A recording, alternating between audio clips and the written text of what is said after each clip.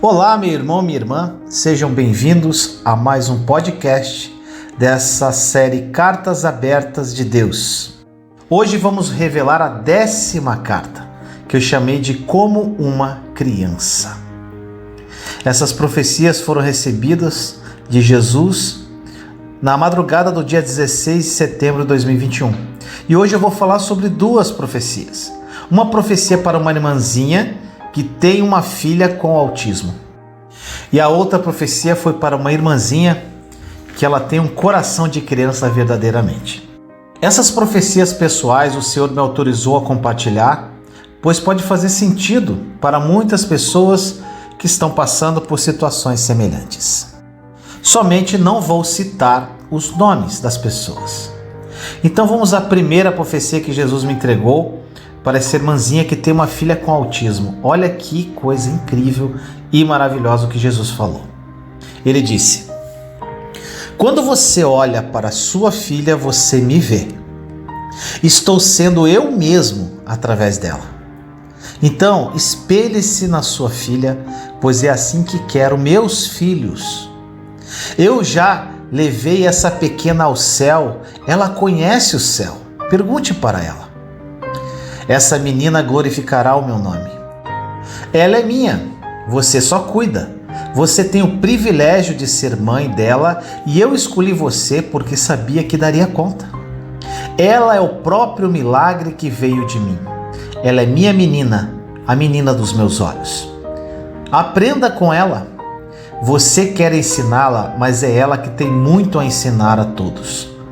Quero meus filhos assim, puros, sem maldade, cheios de amor, cheios de fé. Ela já veio ao céu comigo, ela já viu o jardim, a cachoeira, as moradas, ela já visitou o castelo e viu os anjos. Aprenda com ela a viver o sobrenatural, aprenda com minha menina. Ela está sempre comigo, ela é a menina dos meus olhos, ela é pureza, ela é o amor que eu quero que meus filhos tenham. Porque ela dá a vida pelos dela, assim como meu filho deu a vida por todos. A outra profecia foi entregue para uma irmã e, como eu disse, ela já tem um coração incrível como o de uma criança. E ela tem um desejo pessoal muito grande de ter filhos. Olha o que Jesus falou para ela. Sabe por que você ama crianças? Porque o seu coração é igual ao delas. Assim que gostaria que meus filhos fossem, com um coração humilde e quebrantado, puro, reto e cheio de amor. Você ama crianças porque você é minha menina, a menina dos meus olhos. Você sabe por que ainda não tem o seu pequeno? Porque você tem que estar pronta para não dividir o seu coração. O seu coração é de muitos, porque retrata o meu coração. Você ilumina as vidas através da sua presença.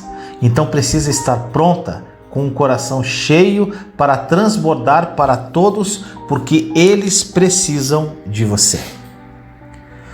Sou muito feliz de ter uma filha como você. Uma filha que está totalmente focada em receber de mim. Então receba, encha-se, transborde do que eu te dou.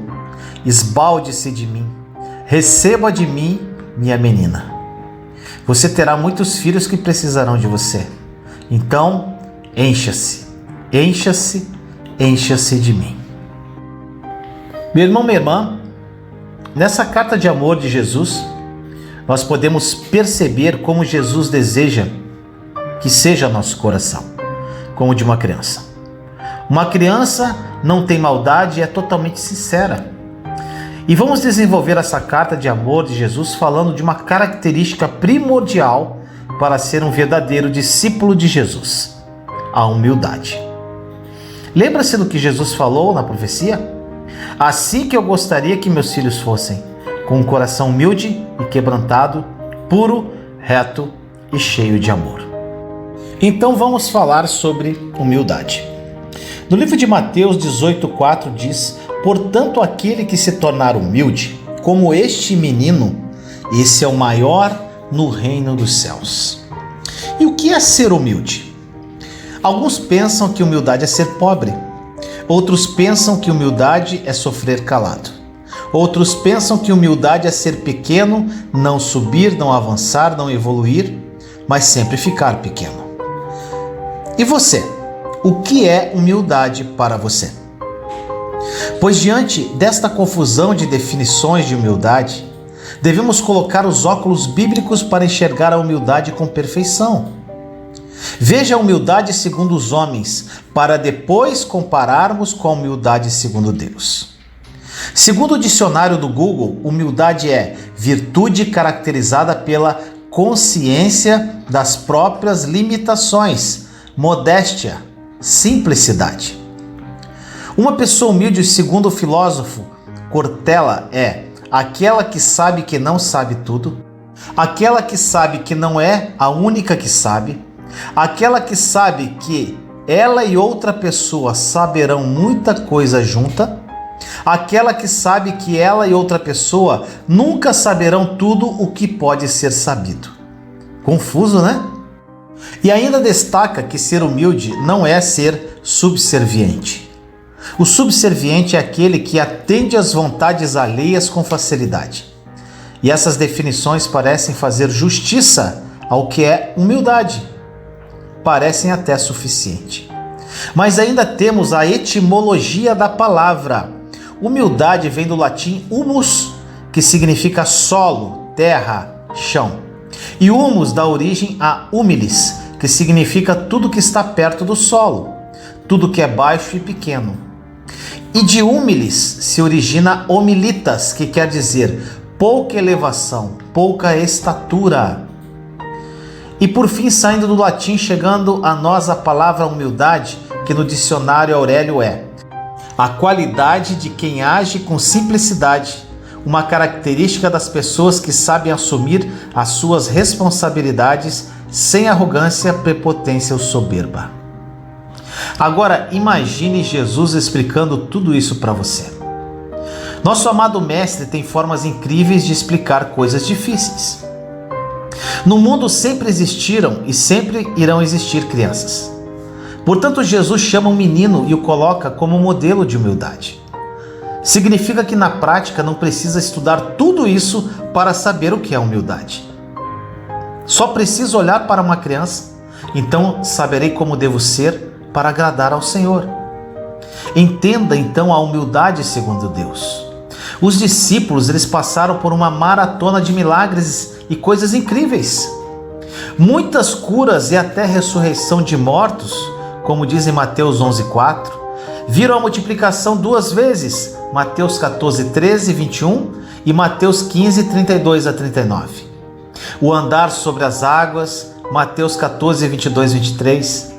Ainda viram a transfiguração de Cristo, Mateus 17:1 a 8.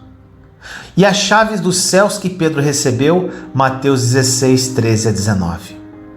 Eles ainda puderam compreender mistérios incríveis revelados, como o significado de várias parábolas.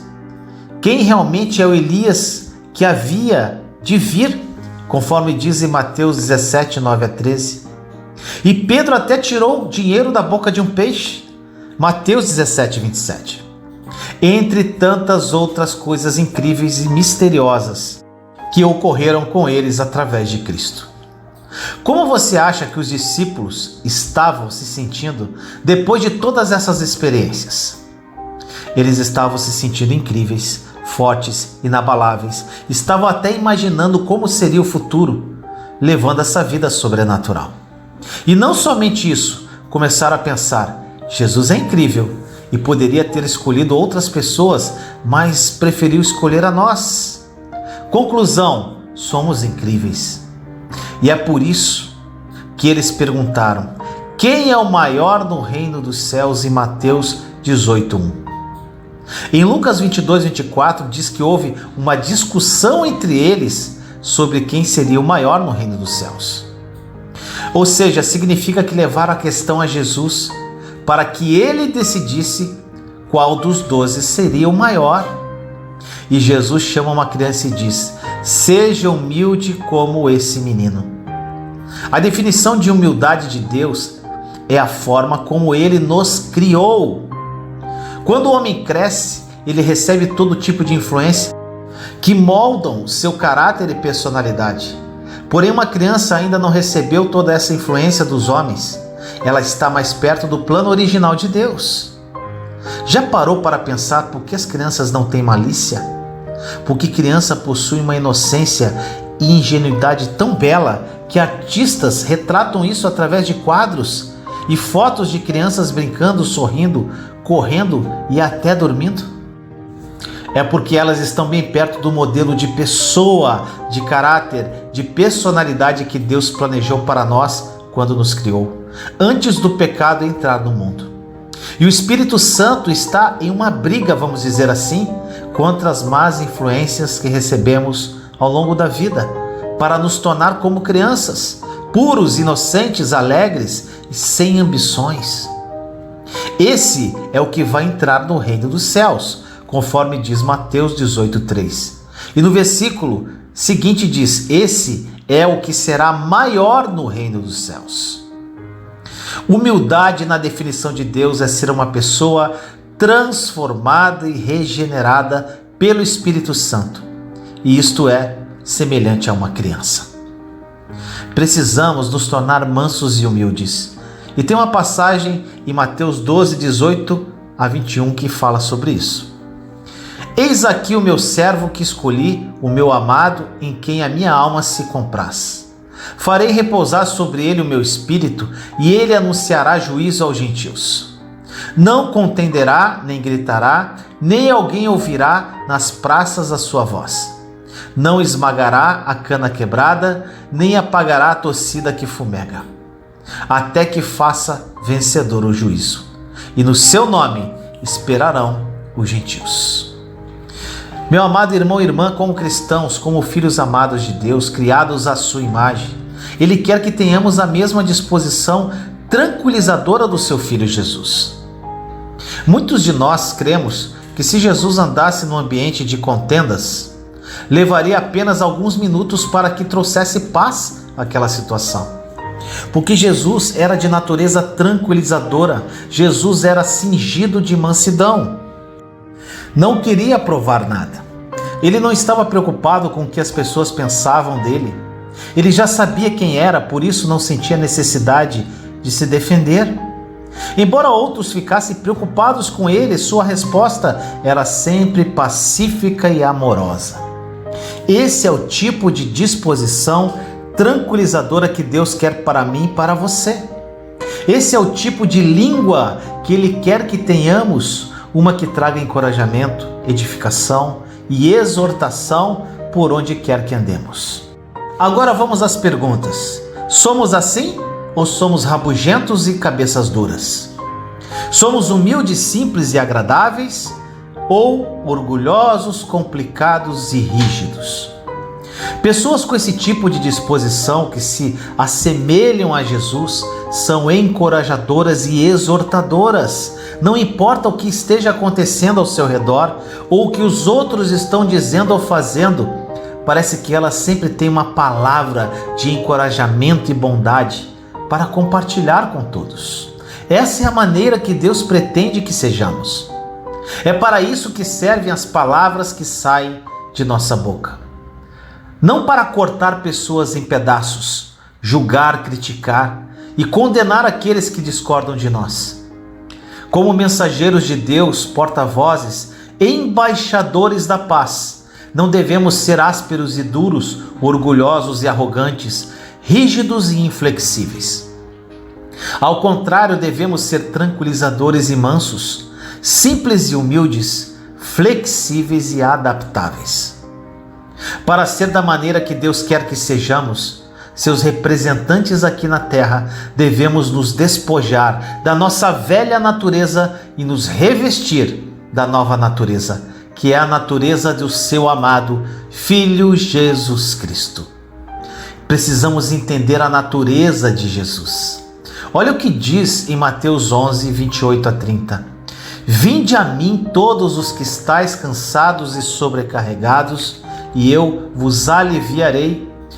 Tomai sobre vós o meu jugo e aprendei de mim, porque sou manso e humilde de coração, e achareis descanso para a vossa alma, porque o meu jugo é suave e o meu fardo é leve. Oh, glória a Deus, que palavra! Para ter a natureza de Jesus e manifestá-la, precisamos saber qual a natureza dele. Cada um de nós tem uma natureza diferente.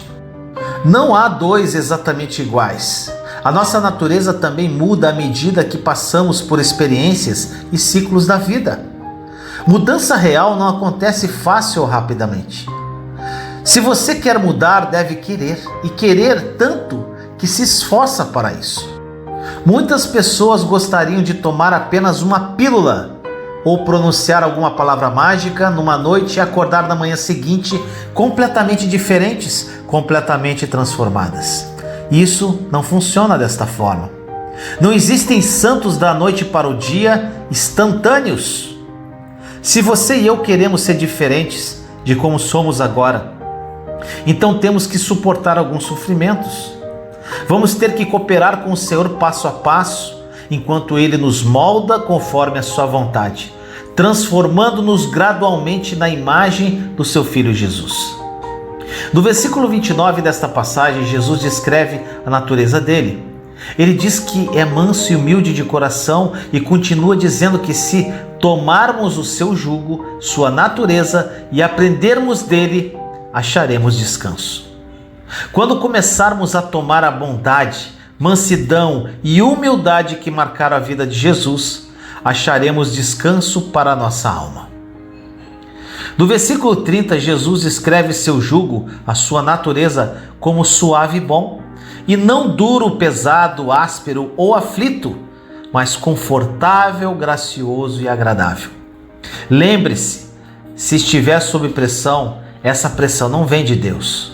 O seu jugo não é áspero, duro, pesado ou aflito, porque sua natureza não é assim. Essa não é a forma de ser do Senhor, essa é a forma de ser do inimigo de nossa alma. E é dessa forma que se tornam aqueles que se submetem a Ele. Jesus tem uma disposição pacífica e tranquilizadora. É por isso que a Bíblia diz que, se quisermos ser guiados pelo Espírito Santo, devemos aprender a ser guiados pela paz.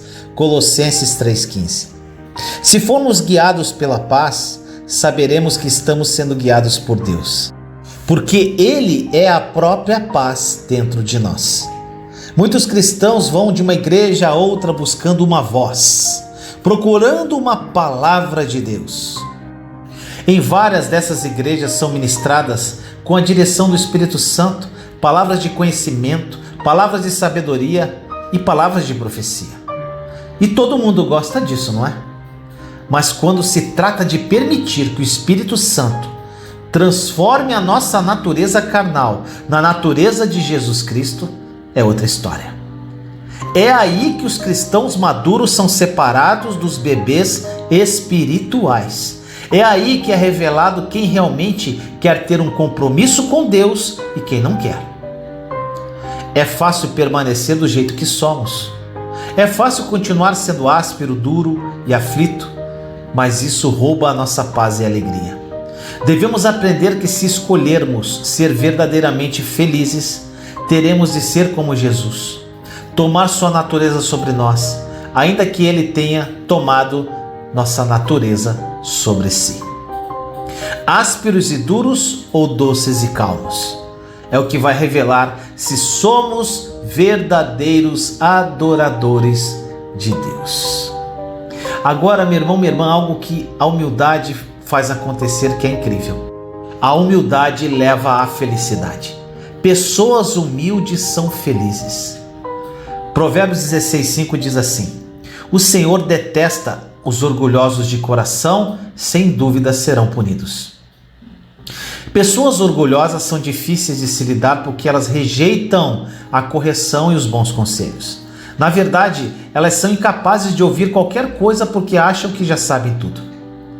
Por serem pessoas tão inflexíveis, ficam sempre na defensiva, o que as torna difíceis de receber correção. Para elas, seria o mesmo que admitir que estão erradas.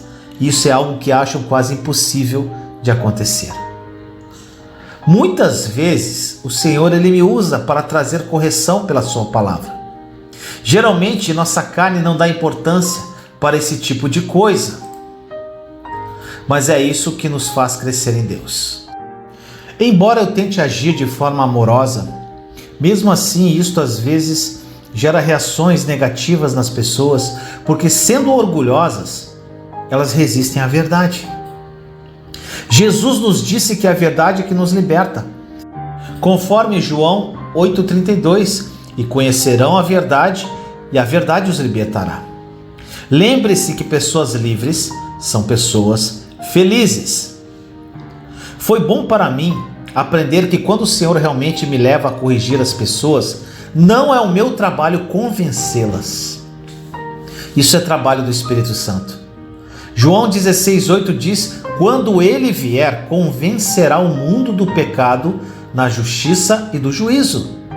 Isso significa que eu não tenho que tentar fazer o papel de Deus na vida das pessoas.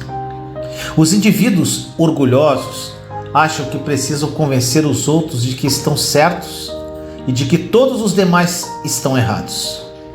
Tentam dizer às pessoas como elas precisam mudar ou o que elas precisam fazer. Como mostra em Provérbios 16,5, que diz: o Senhor detesta os orgulhosos de coração, sem dúvida serão punidos. Esse tipo de abordagem arrogante e insolente não agrada a Deus. Ele quer que seus filhos andem em bondade e humildade, não em arrogância e orgulho. As pessoas orgulhosas em geral também são muito austeras, o que explica o fato de frequentemente serem disciplinadoras tão rigorosas.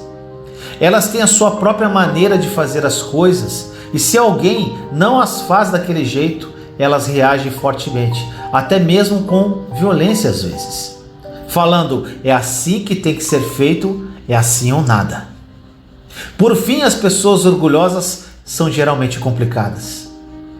E embora a Bíblia nos chama a uma vida de simplicidade e humildade, pessoas assim acham que tem que transformar qualquer coisa em algo espetacular ou superdimensionar questões menores. E parte do motivo é o fato de acharem que precisam entender tudo, que precisam saber cada detalhe de cada situação e saber a razão para tudo o que acontece nesta vida. Resumindo, elas querem estar no controle porque lá no fundo sentem que ninguém pode cuidar das coisas tão bem quanto elas. Todas essas coisas ajudam a explicar por que as pessoas orgulhosas habitualmente não são muito felizes e pessoas infelizes não fazem outras pessoas felizes também. Cultive a humildade em sua vida para que você possa ser feliz e trazer alegria a outras pessoas. Meu irmão, minha irmã, eu gosto sempre de terminar a carta falando dos principais pontos abordados por Jesus na profecia. Ele disse assim: espelhe-se na sua filha, pois é assim que quero meus filhos. Ela é o próprio milagre que veio de mim. Ela é minha menina, a menina dos meus olhos. Aprenda com ela. Você quer ensiná-la, mas é ela que tem muito a ensinar a todos. Quero meus filhos assim, puros, sem maldade, cheios de amor, cheios de fé. Aprenda com ela a viver o sobrenatural. Aprenda com minha menina. Ela é pureza. Ela é o amor que eu quero que meus filhos tenham. Assim que gostaria que meus filhos fossem, com um coração humilde e quebrantado, puro, reto e cheio de amor. Receba, encha-se, transborde do que eu te dou. Esbalde-se de mim, receba de mim, minha menina. Encha-se, encha-se, encha-se de mim. Te amo em Cristo Jesus.